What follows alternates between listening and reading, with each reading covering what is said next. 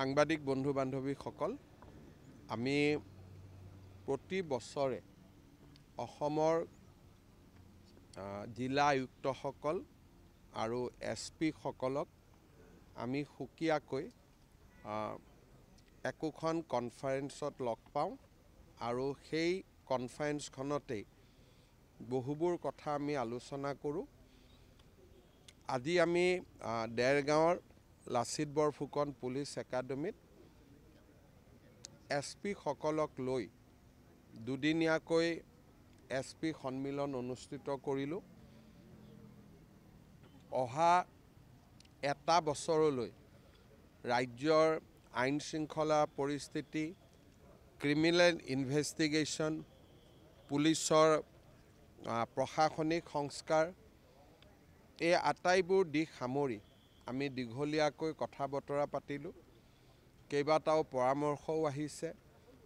নতুনকৈ আমি যি ডাইৰেক্টৰ অফ প্ৰচিকিউশ্যন এটা নতুন বিভাগ খুলিছোঁ, যাতে ইনভেষ্টিগেশ্যন আৰু প্ৰচিকিউশ্যনটো চাব পাৰে, সেই সম্পৰ্কেও আজি আমি আৰক্ষী অধীক্ষকসকলৰ লগত আলোচনা কৰিলোঁ। আৰু মই ভাবোঁ যে এই আলোচনাখনৰ বা এই সন্মিলনখনে আমাৰ আৰক্ষীক আৰু অধিক জনমুখী হোৱাত সহায় কৰিব। ইয়াতে আমি অসম পুলিচে যোৱা কেইটামান মাহত লাভ কৰা কেইবাটাও সাফল্যৰ আমি প্ৰেজেণ্টেশ্যন কৰিছিলোঁ।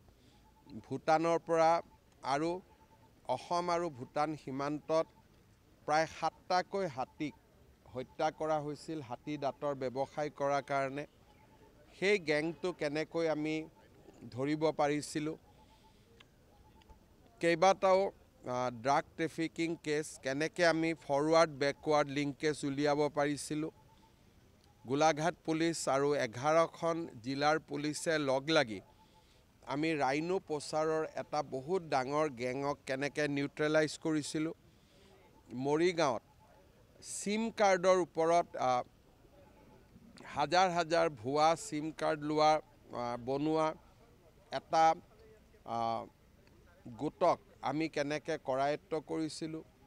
শোণিতপুৰ পুলিচে মিল একাউণ্ট অৰ্থাৎ ডুপ্লিকেট একাউণ্ট বনাই মানুহৰ পৰা হাজাৰ হাজাৰ টকা কেনেকৈ লুণ্ঠন কৰাৰ এটা আন্তৰ্জাতিক চক্ৰ এটাক আমি কেনেকৈ কৰায়ত্ব কৰিব পাৰিছিলোঁ।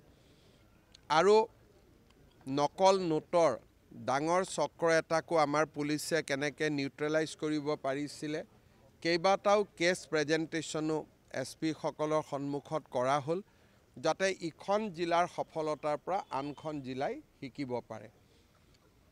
সৰ্বমুঠ খুব সফলভাৱে SP কনফাৰেন্সখন হৈ গ'ল আৰু মই ভাবোঁ যে ইয়াৰ ফলত আকৌ এবাৰ কৈছোঁ যে আৰক্ষীক জনমুখী, তৎপৰ আৰু সক্ৰিয় কৰাত আমি যথেষ্ট উপকৃত হ'ম।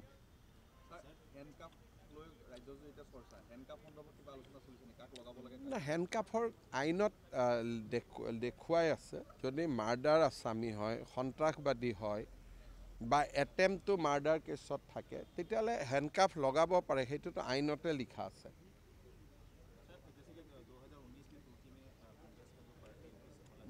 मैं अभी तो आपको SP कॉन्फ्रेंस का बारे में ही बुलाया, अभी तुर्की तक मत लेके जाओ।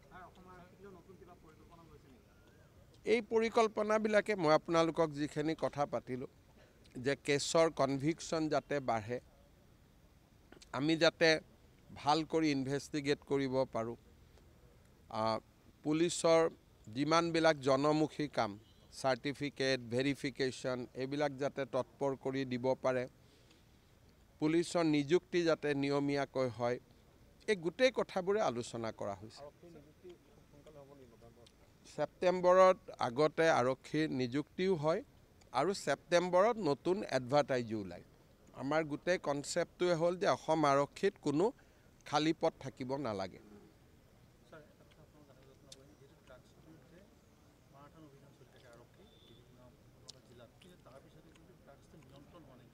ড্ৰাগছ নিয়ন্ত্ৰণ হ'বই নোৱাৰে, কাৰণ ই এটা বহুত ডাঙৰ চক্ৰ। মণিপুৰত আপোনালোকে জানে, ম্যানমাৰত জানে, হাজাৰ হাজাৰ বিঘা মাটি পপি কাল্টিভেশ্যনত আছে। গতিকে এই যুঁজটো দীৰ্ঘদিনীয়া যুঁজ, এইটো এটা দুটা দিনত জিকিব পৰা যুঁজ নহয়। ই দীৰ্ঘদিন ধৰি তাক লাগি থাকিব লাগিব।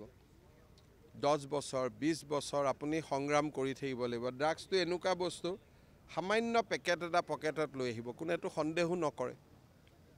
সেইকাৰণে এই যুঁজখন এনেকুৱা যুঁজ যে ইয়াত ৰিজাল্ট 2 বছৰ 3 বছৰ কাৰণে নহয়, দীৰ্ঘম্যাদী এটাৰ পিছত এটা কেছ ধৰি তেওঁলোকক ফাইনেন্সিয়েলি উইক কৰি দিব লাগিব, হেণ্ডলাৰবিলাক ধৰিব লাগিব, তেওঁলোকৰ বেকৱাৰ্ড ফৰৱাৰ্ড লিংকেজ কৰি তেওঁলোকৰ মালিকৰ ওচৰলৈকে যাব লাগিব। এটা সময়ৰ পিছত আমি যাব নোৱাৰোঁ, নেক্সট এড্ৰেছটো ম্যানমাৰত আহি যায়।